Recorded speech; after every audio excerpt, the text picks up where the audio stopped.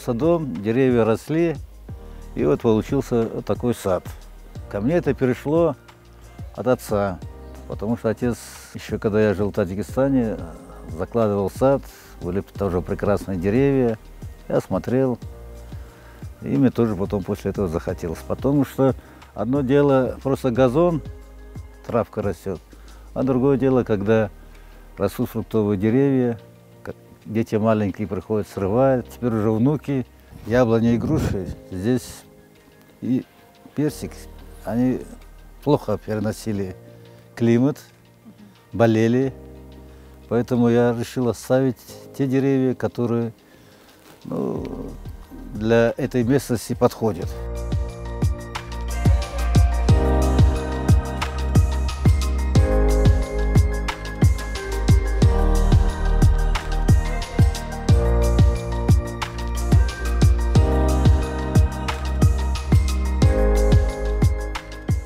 Особенность ухода в том, чтобы не дать ей расти высоко.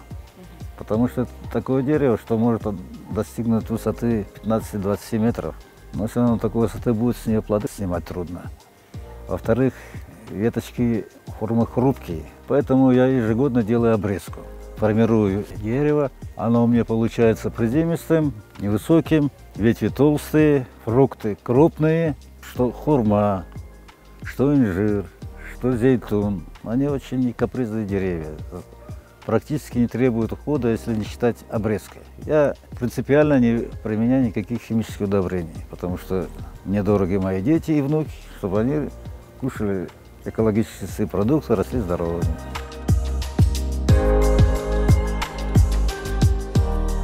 По рассказу матери, она у меня уроженка Гаспары, она рассказывала, как они выращивали оливки.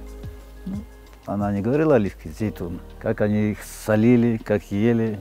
И когда в советское время, когда нас сюда не пускали, кто-то ездил в Крым в отпуск и привозил оливки отсюда, это был для них праздник. Вот поэтому, живя этими воспоминаниями, я решил тоже посадить оливки.